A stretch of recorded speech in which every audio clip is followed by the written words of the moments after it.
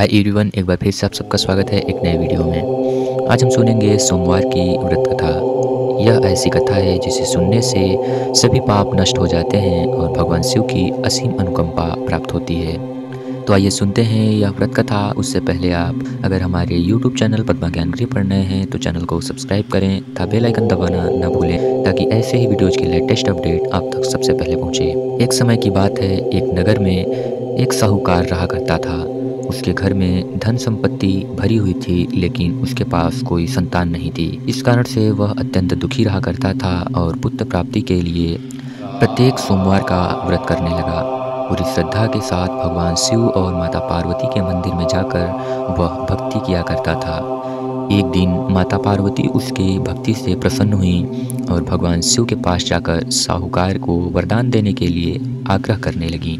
पार्वती जी की यह भावना सुनकर भगवान शिव ने कहा कि हे देवी, जिसके भाग्य में जो लिखा होता है उसे भोगना ही पड़ता है। लेकिन पार्वती जी साहूकार की भक्ति से खुश होकर उसकी मनोकामना पूर्ण करने की इच्छा जताती हैं। माता पार्वती का यह आग्रह सुनकर शिव जी ने साहूकार को पुत्र प्राप्ति का वरदान दिया, लेकिन साथ ही साथ उन्होंने कहा कि उसके बालक की आयु केवल 12 वर्ष ही होगी। माता पार्वती और भगवान शिव के इस बातचीत को साहूकार सुन रहा था। उसे ना तो इस बात का खेद हुआ और ना ही इस बात का सुख हुआ कि उसे संतानोत्पत्ति होगी। वह पहले की भांति भगवान शिव की पूजा किए जा रहा था। कुछ समय के पश्चात साहूकार के घर एक पुत्र ने जन्म लिया। जब वह बालक 11 वर्ष का हुआ तो उसके पिता ने उसको काशी भेज दिया पढ़ने लिखने के लिए। साहूकार के पुत्र के मामा को बुलाकर उसे बहुत सारा धन दिया और कहा कि तुम इस बालक को काशी ले जाओ और जिस मार्ग से जाना उस मार्ग में इससे यज्ञ कराना और ब्राह्मणों को दान दक्षिणा देते हुए जाना। दोनों मामा भांजे बीच बीच में यज्ञ करते हुए और ब्राह्मणों को दान देते हुए काशी की ओर चल पड़े। रास्ते में एक नगर पड़ा जहाँ उस नगर के राजा की राजकुमारी का विवाह हो रहा था, लेकिन जिस राजकुमार से उसका विवाह होने वाला था वह एक आंख से काना था। राजकुमार के पिता ने उसके पुत्र के काना होने की बात को छुपाने के लिए एक चाल सोची।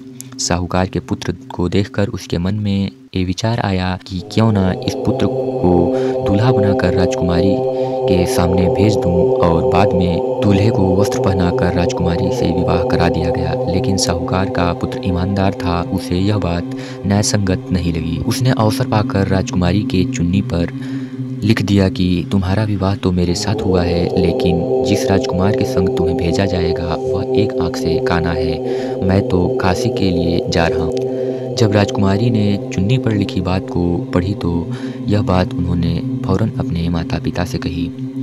राजा ने अपनी पुत्री को विदा नहीं किया और बारात अपने घर चली गई। दूसरी ओर साहूकार का लड़का और मामा काशी चल पड़े और काशी पहुंचकर उन्होंने यज्ञ किया। जिस दिन लड़के की आयु 12 वर्ष पूर्ण हुई उस दिन यज्ञ रखा गया। लड़के ने मामा से कहा कि मेरी तबीयत आज कुछ सही नहीं लग रही है।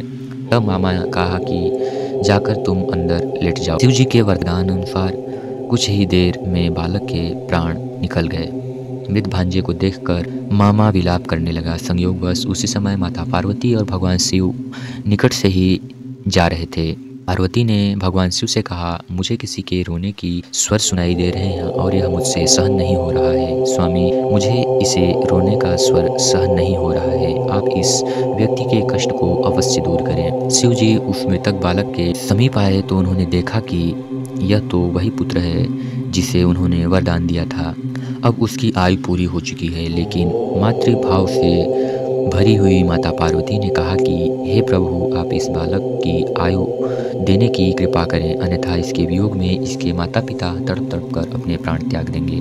माता पार्वती के इस भाव विभोर भावना को देखकर भगवान शिव प्रसन्न होते हैं और उस लड़के को जीवित कर देते हैं। शिक्षा समाप्त करके लड़का अपने मामा के साथ अपनी नगर की ओर चल दिया। दोनों उसी नगर में जा पहुँचे जहाँ विवाह हुआ था। नगर में भी उन्होंने यज्ञ का आयोजन किया। जब उस लड़के के ससुर को पता चला तो महल में ले जाकर उसकी खूब देख रेख और खातिरदारी की गई और अपनी पुत्री के साथ बाद में विदा किया।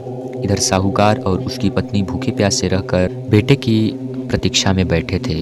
उन्होंने प्रण रखा था कि अगर उसके बेटे की मृत्यु का समाचार उन्हें मिला तो वे भी अपने प्राण का त्याग कर देंगे। परंतु अपने बेटे के जीवित होने का समाचार पाकर वे अत्यंत प्रसन्न हो उठे। उसी रात भगवान शिव ने व्यापारी के स्वप्न में आकर कहा, हे श्रेष्ठ पुरुष, तुम्हारे सोमवार के व्रत करने से मैं प्रसन्न होकर तुम्हारे पुत्र की लंबी आयु को प्रदान किया है।